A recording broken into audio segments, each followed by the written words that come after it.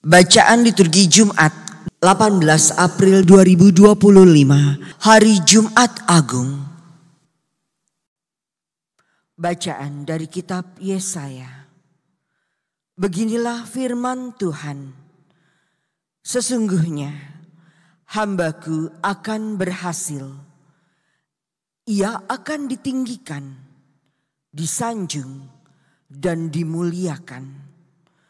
Seperti banyak orang tertegun melihat dia, rupanya begitu buruk, tidak seperti manusia lagi, dan tampaknya bukan seperti anak manusia lagi.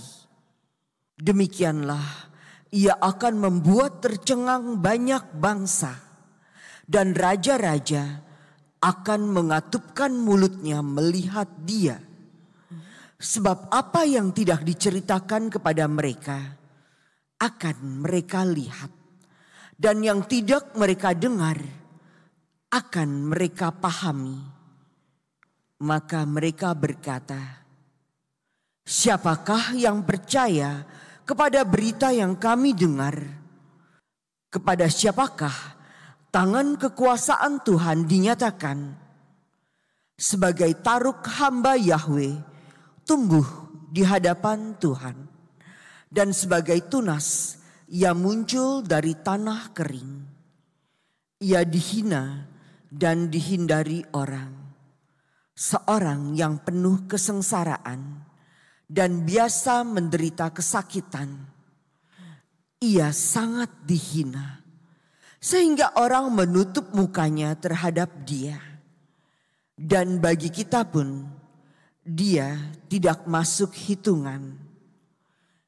Ia tidak tampan, dan semarak pun tidak ada padanya, sehingga kita tidak tertarik untuk memandang dia, dan rupanya pun tidak menarik, sehingga kita tidak terangsang untuk menginginkannya. Tetapi sesungguhnya penyakit kitalah yang ditanggungnya, dan kesengsaraan kitalah yang dipikulnya. Padahal kita mengira dia kena tulah, dipukul dan ditindas Allah. Sesungguhnya dia tertikam oleh karena pemberontakan kita. Dia diremukkan oleh karena kejahatan kita. Derita yang mendatangkan keselamatan bagi kita ditimpakan kepadanya, dan oleh bilur-bilurnya kita menjadi sembuh. Kita sekalian sesat seperti domba, masing-masing mengambil jalan sendiri. Tetapi Tuhan telah menimpakan kepadanya kejahatan kita sekalian. Dia dianiaya, tetapi dia membiarkan diri ditindas dan tidak membuka mulutnya, seperti anak domba yang dibawa ke pembantaian, seperti induk domba yang keluh di depan orang-orang yang menggunting bulunya. Ia tidak membuka mulutnya. Sesudah penahanan dan penghukuman, ia terambil. Dan tentang nasibnya, siapakah yang memikirkannya? Sungguh, ia terputus dari negeri orang-orang hidup. Dan karena pemberontakan umatku, ia kena tulah. Orang menempatkan kuburnya di antara orang-orang fasik, dan waktu mati ia ada di antara penjahat-penjahat, sekalipun ia tidak berbuat kekerasan, dan tipu tidak ada dalam mulutnya. Tetapi Tuhan berkehendak meremukkan dia dengan kesakitan, dan apabila ia menyerahkan dirinya sebagai kurban silih, ia akan melihat keturunannya, umurnya akan lanjut, dan kehendak Tuhan akan terlaksana karena Dia. Sesudah kesusahan jiwanya, ia akan melihat terang dan menjadi puas.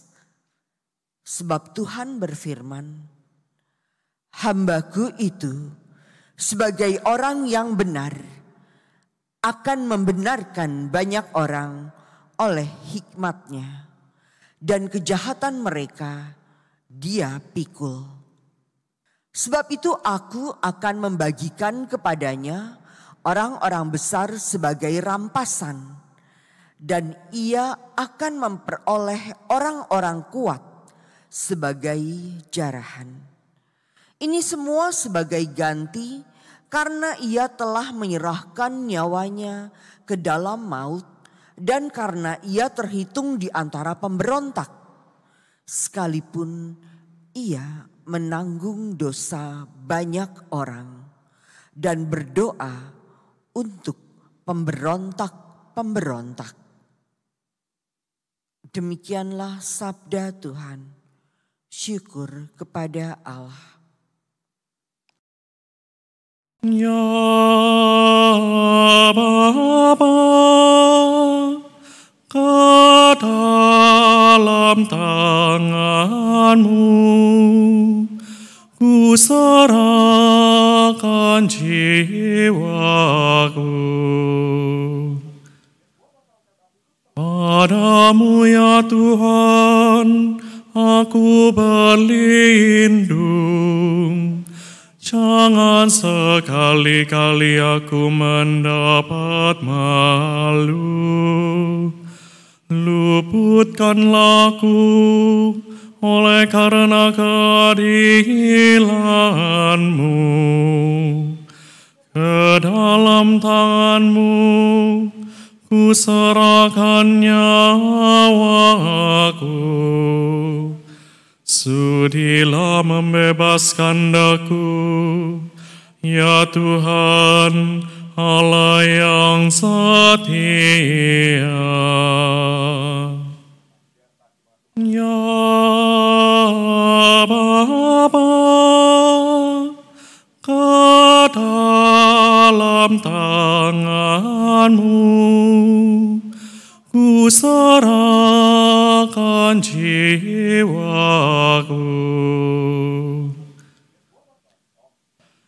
Di hadapan semua lawanku aku tercela. Tetangga-tetanggaku merasa jijik. Para kenalanku merasa ngeri. Mereka yang melihat aku cepat-cepat menyingkir. Aku telah hilang dari ingatan seperti orang mati. Telah menjadi seperti barang yang pecah. Ya Bapa, ke dalam tangan-Mu ku serahkan jiwaku. Tetapi aku kepadamu ya Tuhan aku percaya. Aku berkata, Engkaulah Allahku. Masa hidupku ada dalam tangan-Mu. Lepaskanlah aku dari tangan musuh-musuhku, dan bebaskan dari orang-orang yang mengejarku. Ya Bapa, ke dalam tangan-Mu ku serahkan jiwaku. Buatlah wajah-Mu bercahaya atas hamba-Mu. Selamatkanlah aku oleh kasih setia-Mu. Kuatkanlah dan teguhkanlah hatimu, hai semua orang yang berharap kepada Tuhan. Ya Bapa, ke dalam tangan-Mu ku serahkan jiwaku.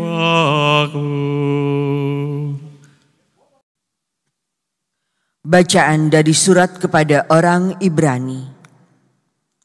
Saudara-saudara, kita sekarang mempunyai imam agung yang telah melintasi semua langit, yaitu Yesus, Anak Allah.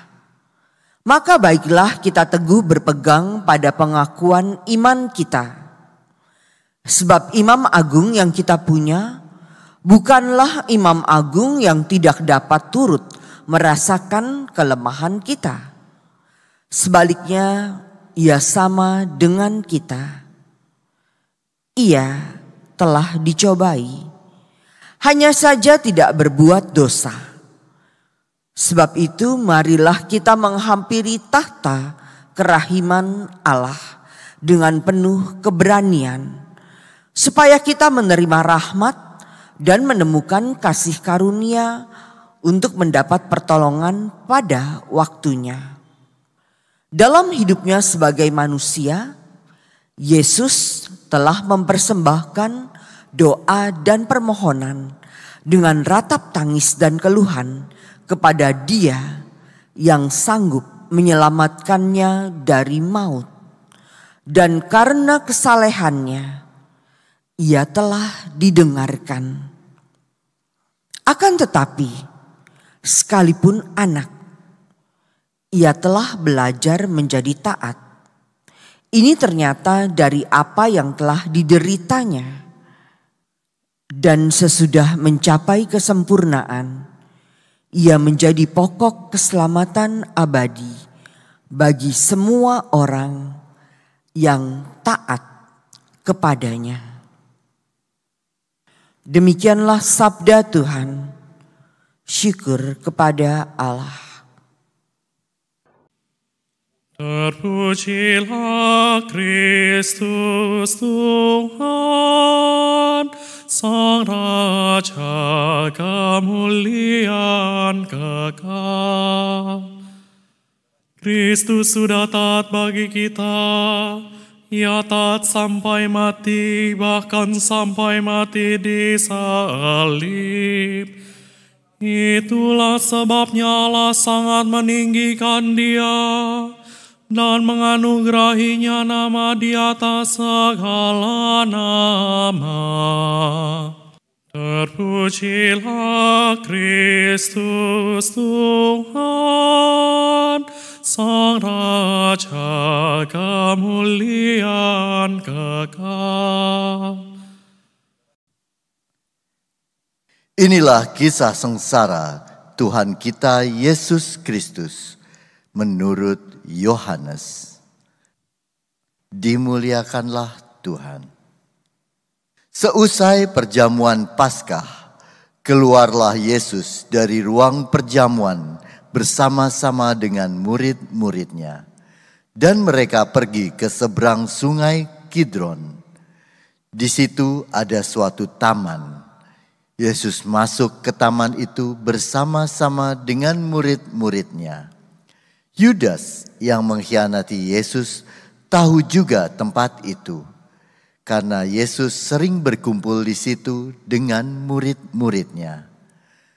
Maka datanglah juga Yudas ke situ bersama sepasukan prajurit dan penjaga-penjaga bait Allah yang disuruh oleh imam-imam kepala dan orang-orang Farisi.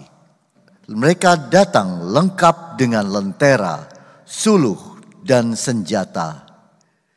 Yesus tahu semua yang akan menimpa dirinya. Maka ia maju ke depan dan berkata kepada mereka, "Siapakah yang kamu cari?" Jawab mereka, "Yesus dari Nazaret." Kata Yesus kepada mereka, "Akulah dia." Yudas yang mengkhianati Yesus berdiri juga di situ bersama-sama mereka. Ketika Yesus berkata kepada mereka, "Akulah dia," mundurlah mereka dan jatuh ke tanah. Maka Yesus bertanya pula, "Siapakah yang kamu cari?" Jawab mereka, "Yesus dari Nazaret." Jawab Yesus, "Telah kukatakan kepadamu, akulah dia. Jika aku yang kamu cari, biarkanlah mereka ini pergi." Demikianlah terjadi supaya genaplah firman yang telah dikatakannya, "Dari mereka yang engkau serahkan kepadaku, tidak seorang pun yang kubiarkan hilang." Lalu Simon Petrus yang membawa pedang menghunus pedang itu dan menetapkannya kepada hamba Imam Agung dan memutuskan telinga kanannya. Nama hamba itu Malkus. Kata Yesus kepada Petrus, "Sarungkanlah pedangmu itu. Bukankah aku harus minum cawan yang diberikan Bapa kepadaku?" Maka para prajurit serta perwiranya dan penjaga-penjaga yang disuruh orang Yahudi itu menangkap Yesus dan membelenggu dia. Lalu mereka membawa Yesus pula kepada Hanas. Karena Hanas adalah mertua Kayafas yang pada tahun itu menjadi imam agung.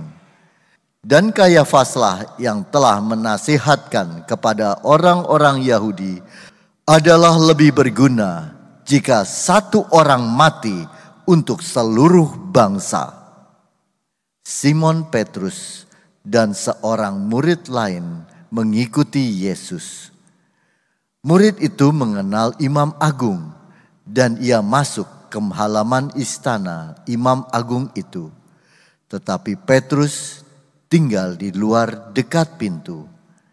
Maka murid-murid lain tadi yang mengenal Imam Agung kembali keluar, bercakap-cakap dengan perempuan penjaga pintu, lalu membawa Petrus masuk. Maka kata perempuan penjaga pintu kepada Petrus, "Bukankah engkau juga murid orang itu?" Jawab Petrus, "Bukan." Sementara itu, hamba-hamba dan penjaga-penjaga bait Allah telah memasang api arang, sebab hawa dingin waktu itu, dan mereka berdiam di situ. Petrus pun berdiri berdiam bersama-sama dengan mereka. Maka mulailah Imam Agung menanyai Yesus tentang para murid dan tentang ajarannya. Jawab Yesus kepadanya, "Aku berbicara terus terang kepada dunia. Aku selalu mengajar di rumah-rumah ibadat dan di bait Allah, tempat semua orang Yahudi berkumpul. Aku tidak pernah berbicara sembunyi-sembunyi. Mengapakah engkau menanyai aku? Tanyailah mereka yang telah mendengar apa yang kukatakan kepada mereka. Sungguh, mereka tahu apa yang telah kukatakan." Ketika Yesus berkata demikian, seorang penjaga yang berdiri di situ menampar muka Yesus sambil berkata, Begitukah jawabmu kepada imam agung? Jawab Yesus kepadanya, jikalau kataku itu salah, tunjukkanlah salahnya. Tetapi jikalau benar, mengapakah engkau menampar aku? Lalu Hanas mengirim Yesus terbelenggu kepada Kayafas, imam agung. Simon Petrus masih berdiri berdiam. Kata orang-orang di situ kepadanya, bukankah engkau juga seorang murid Yesus? Petrus menyangkalnya, katanya, bukan. Salah seorang hamba imam agung, keluarga dari hamba yang telinganya dipotong Petrus, berkata kepadanya, bukankah engkau kulihat di taman itu bersama-sama dengan Yesus?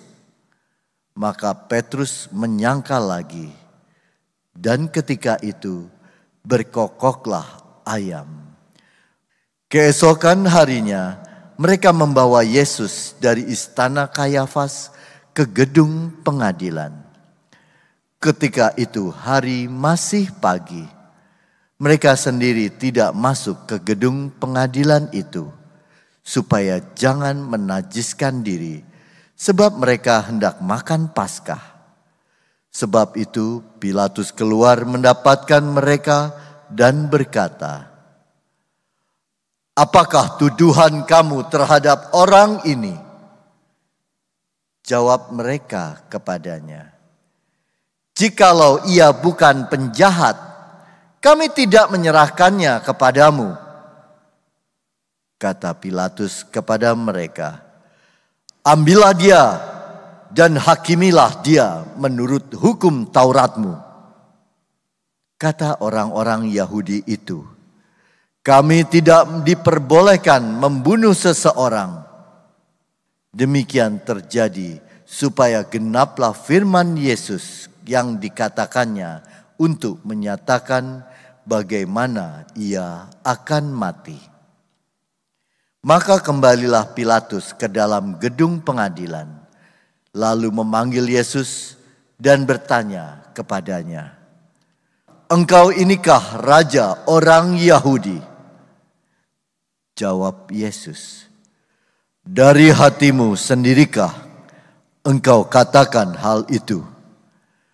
Atau adakah orang lain yang mengatakannya kepadamu tentang aku? Kata Pilatus, orang Yahudikah aku? Bangsamu sendiri dan imam-imam kepala telah menyerahkan engkau kepadaku. Apakah yang telah engkau perbuat?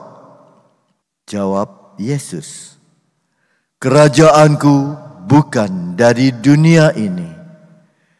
Jika kerajaanku dari dunia ini, pasti hamba-hambaku sudah melawan, supaya aku jangan diserahkan kepada orang Yahudi. Akan tetapi, kerajaanku bukan dari sini. Maka kata Pilatus kepadanya, jadi engkau adalah raja? Jawab Yesus, seperti yang kau katakan, aku adalah raja. Untuk itulah aku lahir, dan untuk itulah aku datang ke dalam dunia ini, yakni untuk memberi kesaksian tentang kebenaran. Setiap orang yang berasal dari kebenaran mendengarkan suaraku. Kata Pilatus kepadanya, apakah kebenaran itu? Sesudah mengatakan demikian, Pilatus keluar lagi mendapatkan orang-orang Yahudi dan berkata kepada mereka, aku tidak mendapati kesalahan apapun padanya. Tetapi padamu ada kebiasaan bahwa pada hari raya Paskah aku membebaskan seorang bagimu. Maukah kamu supaya aku membebaskan raja orang Yahudi ini bagimu?" Mereka pun berteriak, "Jangan dia, melainkan Barabas." Barabas adalah seorang penyamun. Lalu Pilatus mengambil Yesus dan menyuruh orang menyesah dia. Prajurit-prajurit menganyam sebuah mahkota duri dan menaruhnya di atas kepala Yesus. Maka mereka mengenakan jubah ungu padanya, dan sambil maju ke depan mereka berkata, "Salam, hai Raja orang Yahudi." Lalu mereka menampar wajah Yesus. Pilatus keluar lagi dan berkata kepada orang-orang Yahudi, "Lihatlah, aku membawa dia keluar kepada kamu, supaya kamu tahu bahwa aku tidak mendapati kesalahan apapun padanya." Lalu Yesus keluar bermahkota duri dan berjubah ungu. Maka kata Pilatus kepada mereka, "Lihatlah manusia ini." Ketika para imam kepala dan penjaga-penjaga itu melihat Yesus, berteriaklah mereka, "Salibkan dia! Salibkan dia!" Kata Pilatus kepada mereka, "Ambil saja sendiri dan salibkanlah dia, sebab aku tidak mendapati kesalahan apapun padanya." Jawab orang-orang Yahudi itu kepadanya, "Kami mempunyai hukum, dan menurut hukum itu ia harus mati, sebab ia menganggap dirinya sebagai anak Allah." Ketika Pilatus mendengar perkataan itu, bertambah takutlah ia. Lalu ia masuk pula ke dalam gedung pengadilan dan berkata kepada Yesus, "Dari manakah asalmu?" Tetapi Yesus tidak memberi jawab kepadanya. Maka kata Pilatus, "Tidakkah engkau mau bicara dengan aku? Tidakkah engkau tahu bahwa aku berkuasa untuk membebaskan engkau dan berkuasa juga untuk menyalibkan engkau?" Yesus menjawab, "Engkau tidak mempunyai kuasa apapun terhadap aku, jikalau kuasa itu tidak diberikan dari atas.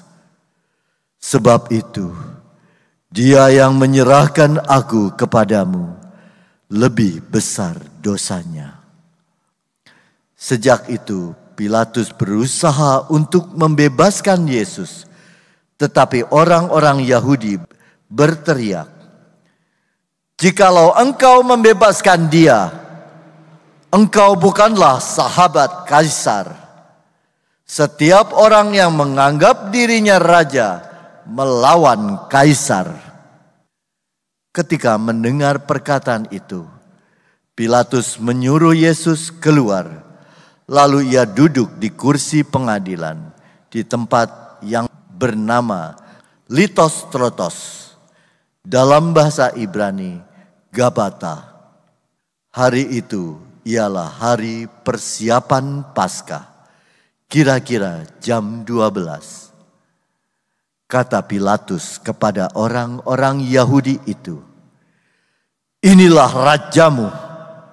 Maka berteriaklah mereka, "Enyahkan dia! Enyahkan dia! Salibkan dia!" Kata Pilatus kepada mereka, "Haruskah aku menyalibkan rajamu?" Jawab imam-imam kepala, "Kami tidak mempunyai raja selain Kaisar."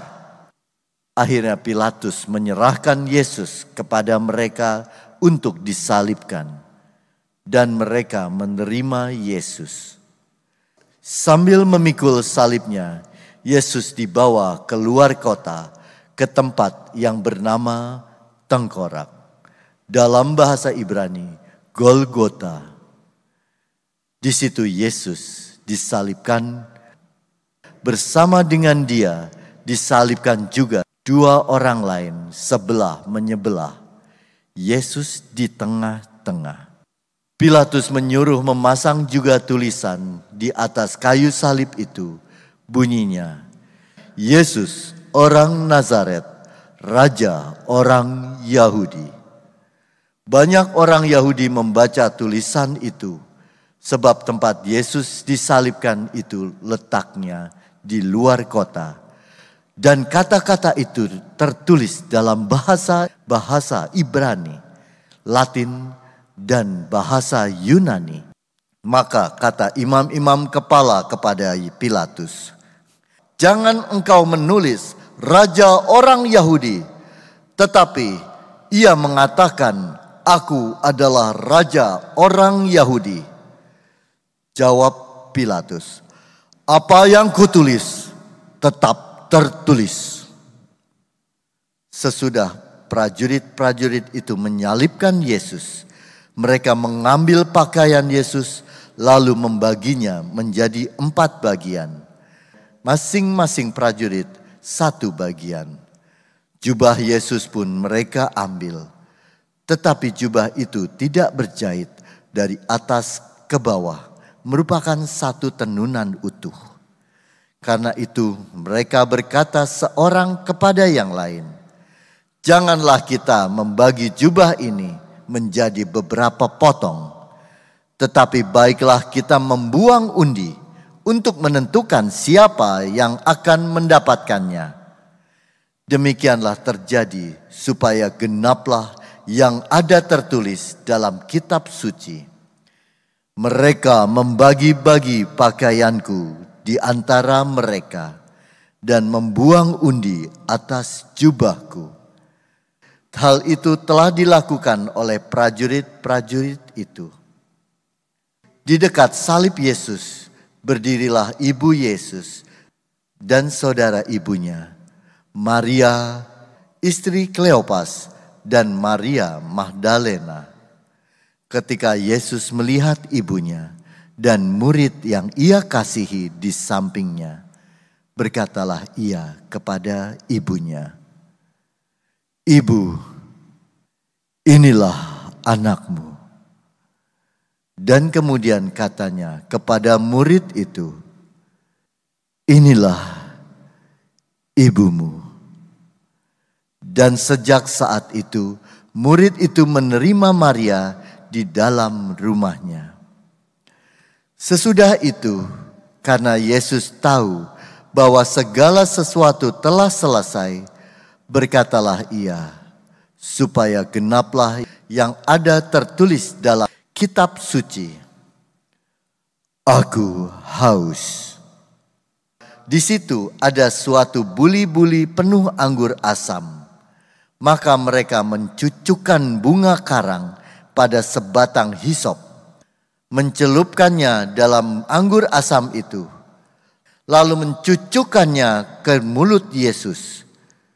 Sesudah meminum anggur asam itu, berkatalah Yesus, "Sudah selesai." Lalu Yesus menundukkan kepala dan menyerahkan nyawanya.